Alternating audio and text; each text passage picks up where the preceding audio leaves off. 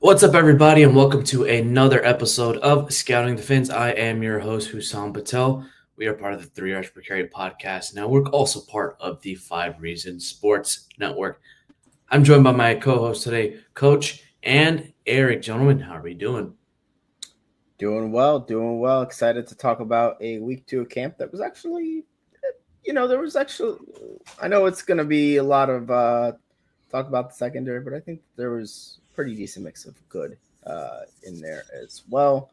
So I'm excited to talk about it with you guys. Yeah, looking forward to talking some Dolphins with you guys again. Last week I was away at Virginia Beach for my daughter's field hockey tournament. Didn't get to talk to you guys last week, and this week I am sitting here in Miami, planning on going to training camp both tomorrow and Saturday before I fly back to Pennsylvania, and our high school season starts up here on Monday. Yep, Saturday is exclusively only Members Day, so Coach, we're glad that you are there. You'll be meeting Alf and maybe Ethan potentially tomorrow and Saturday. All right, guys. The island is empty. Cater Kahu looks to be out for the season. Javon Holland went to the New York Giants. Jalen Ramsey was shipped out. Kendall Fuller is not a Miami Dolphin. This isn't just a new starting group. It's an entirely different defensive identity. 3 of Miami's top 4 defensive backs from last year are now gone.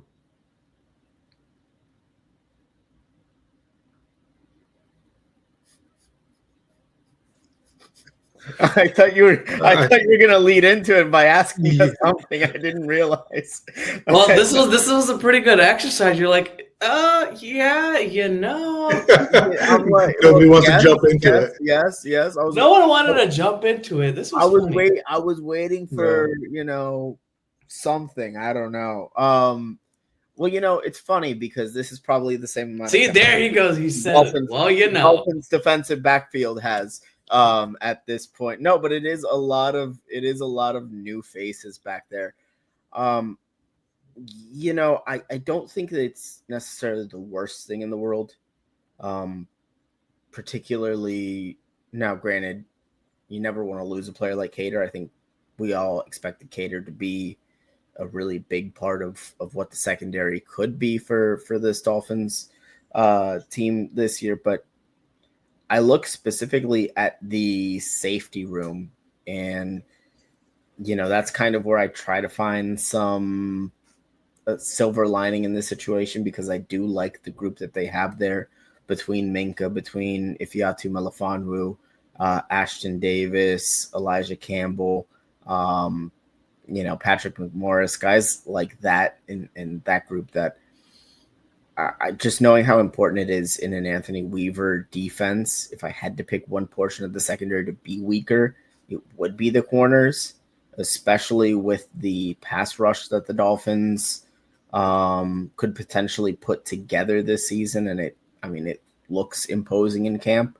Not sure if that's necessarily a great thing with the Dolphins offensive line, but I think all that to say, the secondary is in a bad spot. I'm not full-blown 5-alarm fire panic about it just yet, because I do actually like the safety room a little bit better than I did last year. But the corners, there's legitimate concern. You brought in a couple of new guys, in Mike Hilton and Jack Jones, and you don't know what you have in guys like Jason Marshall and Cam Smith. You're really going to have to hope that Mike Hilton can be a facsimile of Cater. And I think that they're very similar players, but it's just something that you have to see borne out on the field at this point.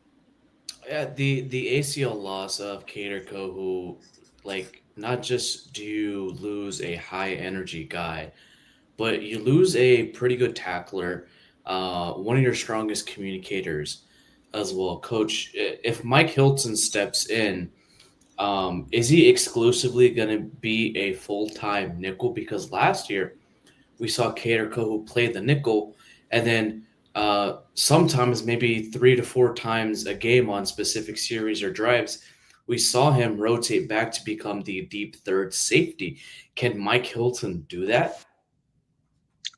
I don't think so. I think that I think the big reason that Mike Hilton was still on the market is that Mike Hilton has a very specific role that he plays, and he plays it pretty well, right? But that role, that nickel cornerback role, and more of a zone coverage nickel corner than a man coverage nickel corner, really limits what you can do around him. Right? We talked about adding all these pieces that are versatile that allow you to move around. Right? You bring in Minka that you want to be able to put into the slot. You have Ife Malfanu, who you want to be able to put into the slot sometime. You had Cater, who you want to put into the slot sometime. Right? But now with Cater being out, I think the combination of Mike Hilton and Jack Jones gets us pretty close to where we were before they were here. Like those two kind of as a pair, I think do a solid job of replacing what we had in Cater before they arrived. So it's just kind of a reset to where we were when we started camp, in my opinion. But the Mike Hilton part of it really limits the other stuff that you can do, right? Because when you go to those 5 defensive back sets and Mike Hilton's on the field, now you really are not going to see Jack Jones be able to flex into that slot position. You're not going to be able to see, um, you know, the safeties rolling down into that nickel roll with Mike Hilton rolling back. I think it's going to cut down what you can do in terms of disguising coverages. But he does a really good job of being able to time up the snap of the ball, being able to come up both in the screen game the way that Cater did, as well as run support, things like that.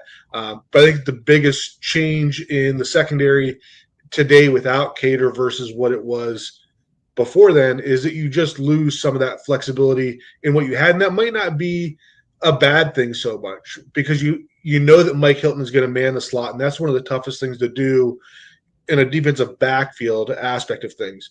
So our young guys that are coming into play, we're not hopefully going to be asking them to play on the outside, bump to the inside, probably not going to flip sides and follow receivers a ton. So I think that from a secondary perspective, you're going to see a more basic back end than what you might have seen before. And I'm kind of encouraged, like Eric was talking about, with that safety room. Last year I felt like Poyer being brought in was more about his communication and his ability to get guys in the right place, and he didn't do a very good job of that or playing safety. But I think that you have a much better version of that in Minkah Fitzpatrick, who is not only a far better player than any safety that we had last year, but also is that that key communicator in the secondary that's going to help to keep things in line in front of him. Yeah, where Minka is going to be best at is he's going to be someone that can play different roles and plug in different gaps where he can read the intermit part of the field. He can dive and shoot right down to the crossers. He can play the 2 flat hooks. He can play in the short middle, the hook zones. Um, Eric, it seems as if Miami will try to carry a lot of defensive backs this season, and they technically have 3, maybe 4 guys that can play safety outside of Minkah Fitzpatrick. Can you talk a little bit about Ife Melifonwu? You also have Ashton Davis, who was also injured, but it looks like he might have been saved from a season-ending injury. And also Dante Trader Jr. We haven't seen a lot of him in camp either. Yeah, Dante Trader, I've heard some whispers that it really just seems like Mike McDaniel is kind of pacing him, I guess, because they anticipate him getting quite a bit of a workload throughout the preseason. So I'm not super worried about that. Ife Melifonwu is a guy that, I mean, if I had to pick one guy in the secondary that I'm most excited about, it's him, because he's a guy that, despite the injury history, and I know we've had to say this about a million Chris Greer signings before him, but despite the injury history, there's legitimate, real, good NFL talent there with Melifonwu. He can do quite a few things between being able to play in the box, being able to play in the slot. He's physical. and he does have a nose for the football as well. So he's a guy that can kind of be used as another chess piece. I think Ashton Davis is a little bit more pigeonholed into that deep third as a safety, kind of being that center fielder at the back of your defense. And he does a pretty good job of it, mind you. So I think that's an ideal fit with what you have in the safety room elsewhere between Minka and Melifonwu. My thing overall is when it comes to this defense, I kind of like the idea of having guys like Minka and like Iffy that can come up and play a little bit more in that first, in that short to intermediate area, because I think that's where teams are going to have to beat the Dolphins at least in an ideal world. In an ideal world where the Dolphins are healthy up front in their front seven, I think in most cases, long developing, deep shots downfield probably aren't going to be what hurts Miami, just off of the merit of, I think the pass rush is going to be able to get home pretty consistently before anything really long developing occurs. So it's going to be really important that you have guys like Minka, like Iffy Melifonwu, that in that 5 to 10 yard range can separate guys from the football at the catch point, and really finish those plays physically. Coach, Eric mentioned that you have very physical and imposing players at the safety position. As we move back to the cornerback position, you have guys like Storm Duck, Jason Marshall Jr., Jack Jones. These guys aren't as physically imposing. They're not that fast. But you don't necessarily need these types of guys in the system. You need these guys, along with Mike Hilton, to press these players. We talked a whole lot about the Dolphins trying to play a little bit more press man coverage. This doesn't necessarily mean they're going to be playing cover one all the time, that they're going to be pressing all the time, like back to the Brian Flores days. They're just going to be pressing them so the pass rush has a little bit more time with Chop Robinson, Jalen Phillips, Bradley Chubb, Kenneth Grant, Zach Sealer, and even Jordan Brooks to get home, because it delays these routes. They can take a look at these routes. They can pattern match what the receivers might potentially be running if they press up and play zone coverage. Do you foresee that this ragtag, as a lot of Dolphins fans kind of call it now, especially with this new secondary, can actually hold up their end of the bargain, at least early on in this season? I do. I think that the three of us all see Ashton Davis playing is that deep center fielder role. And, if we go back to those Brian Flores type defenses, they always had that guy that was playing back there 15 to 20 yards, and he was just responsible for making sure that the top didn't get blown off the defense. And the benefit of that is it allows those guys to be more physical at the line of scrimmage. And like you said, Hassan, right, we're not expecting them to go out there and play man coverage the way that Brian Flores had his defenses playing, but you can get up on the line and you can jam a receiver and you can still be playing in a zone coverage behind that. And you can be a little more aggressive with that if you have confidence that, if you do get beaten off the line of scrimmage, that it's not going to be a 60-yard touchdown pass, right? If you have that confidence that, let's say that you try to jam that receiver at the line of scrimmage and your punch misses and he runs by you, and, a player like Ashton Davis that has that long speed, is taking a good angle and is limiting that to, a 20, 30-yard catch, right? Not an ideal scenario, but when you kind of weigh the risk reward of that, if you can land that punch, land that jam, the majority of the time, you're going to throw off the timing of the patterns. And in the NFL today, I mean, look at the Dolphins offense and how much that timing matters. If you can throw it off by a quarter or a half a second off the line of scrimmage, you're suddenly changing the entire vision of that passing game, the windows that are open, the timing of those windows opening. So I do think that you can take this group that we have, and as long as you can, put a shell behind them that allows them to play with confidence, then I think you can get away with it. If you can throw that timing off a little bit, you alluded to it a little bit there at the top, Hassan, about how well the pass rush has been doing in training camp. So if you can, we know how big of a difference a quarter of a second in a quarterback's time to throw matters. If you can throw that off by a quarter of a second with that jam at the line of scrimmage, then you're giving those guys more time to get home. And even if they aren't getting home, you're creating more opportunities for tip passes, interceptions, those game-changing type of plays, just by allowing the young guys to be physical at the line of scrimmage because they have the confidence that they're being covered up behind. Eric, this was a defense last year who, under first-year defense coordinator Anthony Weaver, towards the second half of the season was top 10 in most metrics except for sacks and takeaways. Even though they did not have a lot of sacks, they didn't get a lot of interceptions. They were doing pretty decently, even though they weren't playing top teams. They weren't playing top quarterbacks besides maybe Josh Allen. Pretty much that's and Aaron Rodgers. They were playing mostly against backup quarterbacks or starting quarterbacks who were fringe on the depth chart.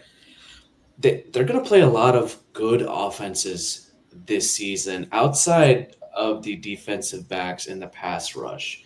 I have seen a lot of this linebacker crew do really well in camp, especially the second teamers in Quinton Bell. Channing Tindall has been plugging up runs as well, but I want to see how he does in pads. What's your thoughts on, now you have a decent linebacker core in Tyrell Dodson, Jordan Brooks, and Willie Gay Jr., who seems to be coming along pretty well. I mean, that's the thing that I really like about what they've done in terms of the linebacker core, where it feels like you have guys in Jordan Brooks and Tyrell Dodson that you feel really good about starting in just and having in your base defense in just about any situations. But then behind them, you have guys that are really solid situational players, like a Willie Gay. Oh my God, the name is escaping me. The guy from KJ Britt. Yeah, Britt. Yeah, KJ Britt.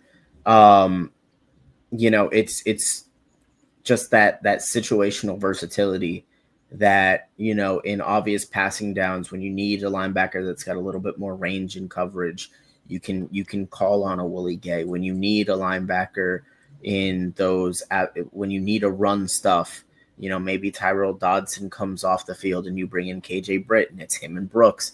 It's just having that versatility is something that I feel like the Dolphins didn't really have. It feels like linebacker's always been one of their thinner positions because you would lose a guy and then all of a sudden it's Duke Riley, and Duke Riley, for as good as he was as a special teamer, just wasn't getting the job done defensively, and you would have to call upon Channing Tindall, and to your point, Channing Tindall's been performing a lot better in camp, and hopefully that carries over. It'd be nice to have him actually able to make an impact on the defensive side of the football beyond just the special teams this season. But it feels like the depth this year is a lot different. Last year you had Jordan Brooks, you had Tyrell Dodson towards the end of the year, but you didn't have the players behind them that, when one guy went down, you didn't really trust the position group. And I feel like with Gay, with KJ Britt, there's a heightened level of trust. And then, like I mentioned, I like the versatility that you have with your backups there. Yeah, speaking of backups, maybe a potential injury again in the defensive back rooms, there might be a raise for alarm. In camp, I saw B.J. Adams get a concussion, and then he fell flat right onto the field, and I was like, "Oh, Eric's boy is done for the next week or so."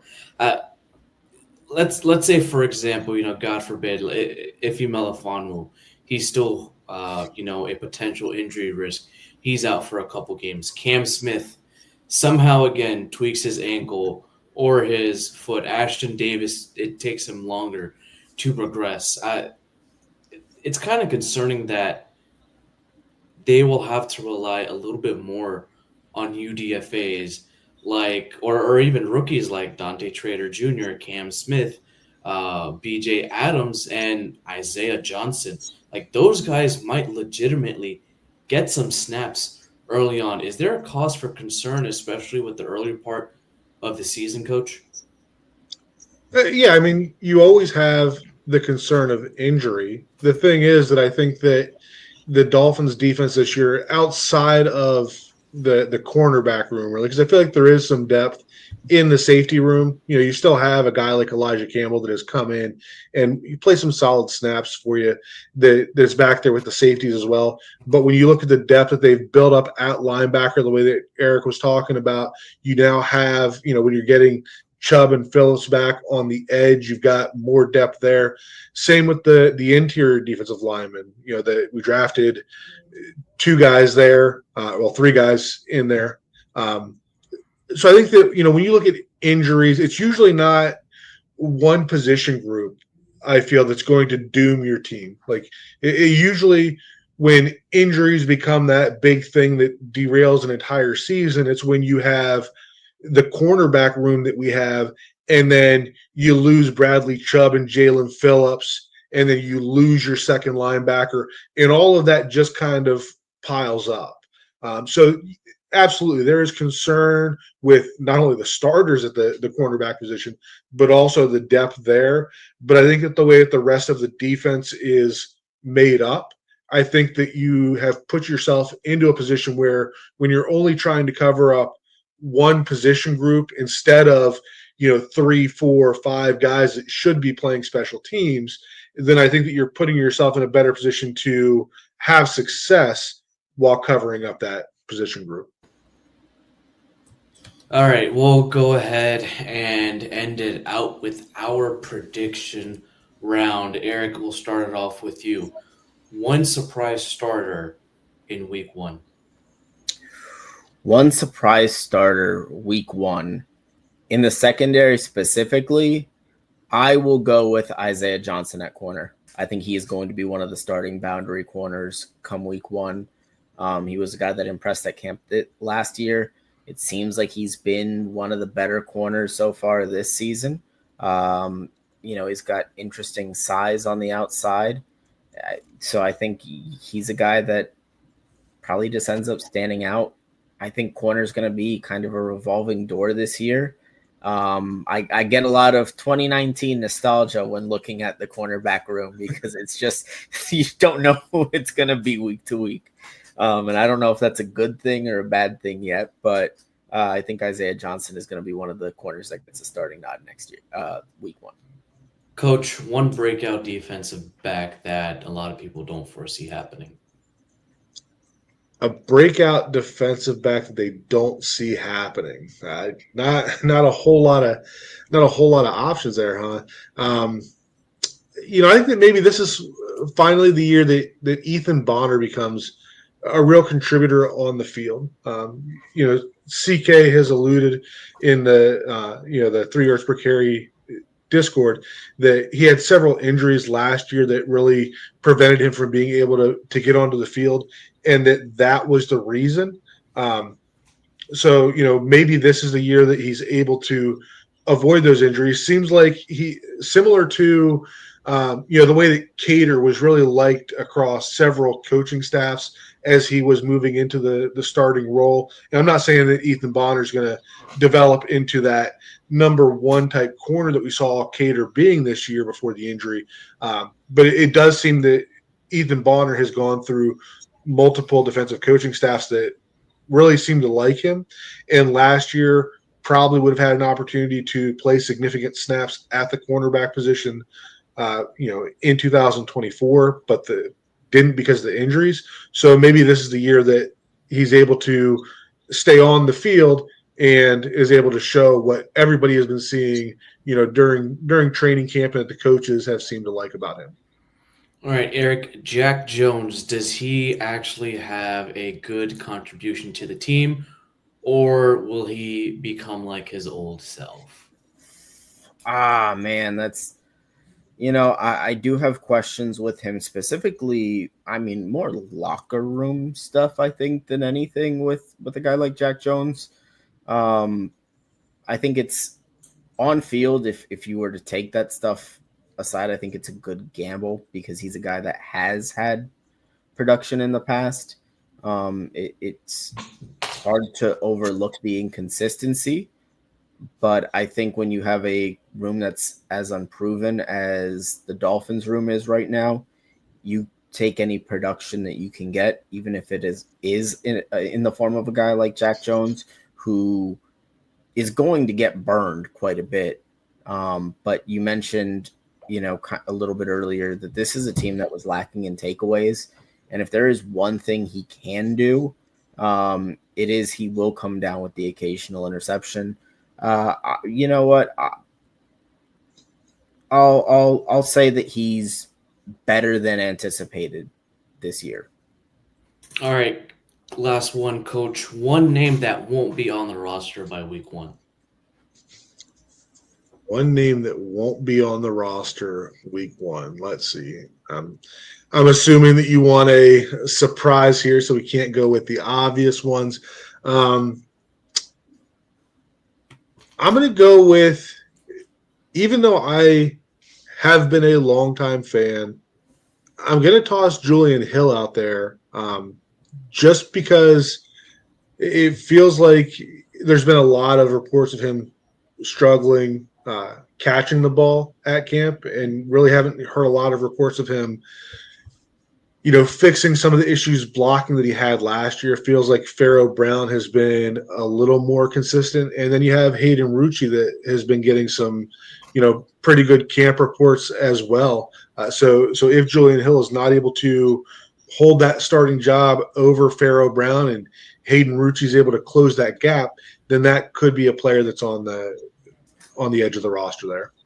Wow, look at you. Julian Hill. Everyone would love to hear that. But this question was more so geared towards the secondary. So one defensive back Oh, that you geez. think won't be on the roster by week 1. All right, defensive back. Let's see. I mean, are any of them really going to be surprises outside of the 3 safeties and the 2 new corners? If I'm going to go, does Kendall Sheffield work? Just because Kendall Sheffield seemed to be a player that, through mini camps, went through that tryout, earned a roster spot through the tryouts, was somebody that was talked about a lot through mini camps, and was, maybe viewed as a starter opposite of Cater at one point, but he's gone very quiet through training camp. So as we get down to the 53, that's a player that I wouldn't be surprised to see on the outs, and, them going with some of these younger guys and seeing what they got.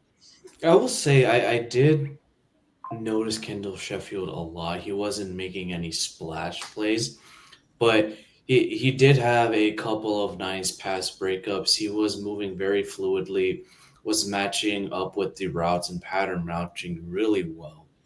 If if it was my choice for one name that won't be on the roster, I could potentially see a guy like Patrick McMorris, but going to the practice squad. But one obvious thing that I haven't, I just think that uh, this player has been given enough chances and opportunity and still hasn't made anything out of it. It's going to be Cam Smith. Uh, Yeah. Chris Greer picked him up because his son had good things to say about him. He was an athlete at South Carolina, doesn't have any, background issues or anything of that sort. It's just he just can't take care of his body. He does not necessarily take care of his body. At South Carolina, there were reports of him not managing his foot and his ankle well or conditioning well. Uh, Rookie here, he was struggling a little bit to learn the playbook, and then he got hurt.